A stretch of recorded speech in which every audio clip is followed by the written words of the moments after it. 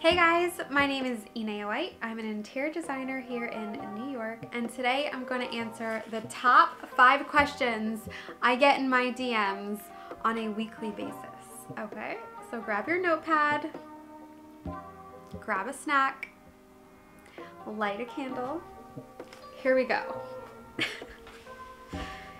Okay, any advice for starting out? Yes. Okay, it's very simple. If you went to school, go find an internship. If you didn't go to school, go find an internship. Honestly, everyone loves a hard worker. There are tons of things you can do on your own. You can go start measuring things till you know the dimensions of things. You can go run errands for designers, work your way in, but don't stay there. Learn a computer program. You can go take a single class at community college in Autocad. You can learn 3D modeling. You can start a 3D modeling service. You can go get a retail job and work in the furniture department there and kind of get your foot in the door that way. Or you can go to a 4-year college and get a bachelor's degree. That's what I did, and that's where I started, but that's not the only way to work your way in. So just be resourceful and ask around, but offer to work. And when I say work, like really work, okay? Hard work will go very far. Let's see, what else? What programs do you use? So for my 3D modeling, I use Sketchup, and then I use the plugin of Podium to make it look realistic and sparkling. And then for my floor plans and my elevations and my construction drawings, I use Autocad, and I like it. I mean, I think it can be pretty relaxing after like looking at fabrics and sourcing rugs all day. Autocad is a software that architects and designers will use and engineers will use to communicate their ideas and their drawings, and it lets builders and contractors know exactly what's in our mind and the genius way that they need to install everything. Okay, what else? Any books I should read? Honestly, no. Okay. Like I said before, everything's about just investing in the elbow grease and just getting to work. So if there's a program you want to use, go buy I think there's like an AutoCAD for Dummies book. If it's SketchUp that you want to use, go buy the software and just start plugging around. There are plenty of designers that are super talented and have gone really far that didn't have schooling, and I think there is a benefit to schooling, but it doesn't mean that if you don't go that you can't just get in there and try. What's your design style? So, I do like feminine things, honestly, but I think really what it goes back to is what does the client have a lot of? So that tells me a lot about them. So if it's a lot of books or if it's a lot of sneakers, how can I display that and make their design unique to them? I think that's what's the most important.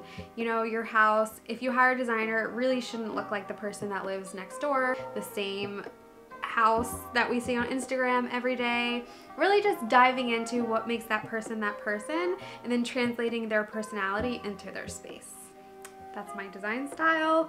I'm sticking to it. Maybe it'll change in a year. I do love hot pink. Not really sorry about it. Commercial or residential design? That's difficult. I like both. I think what I like to express to people sometimes about commercial design is the budget. There's emotional attachment. There is less emotional attachment to commercial budgets. So where I might have to persuade someone to invest in a piece, they're spending their hard-earned money on a sectional in their living room, I might not necessarily have to pitch that idea to a commercial project. They're more strict about a timeline, so they just want to get something done. Cost necessarily isn't the biggest factor, it's just time.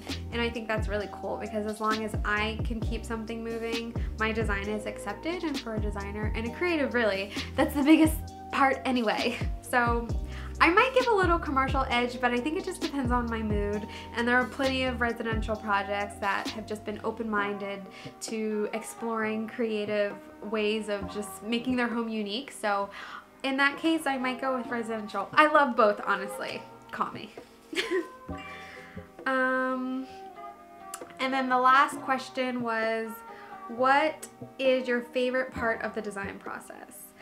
My favorite part of the design process, wow. I think it might be the preliminary part of design with things that stick out at me and then working my way backwards. So if I'm in a moody feeling and I'm kind of digging like a mauve, okay, why do I like that mauve? And what else can I find to kind of emphasize that mauve and make it dramatic? So it might be this like gray meets mauve, and then matching it with this wallpaper that I've been saving for something special.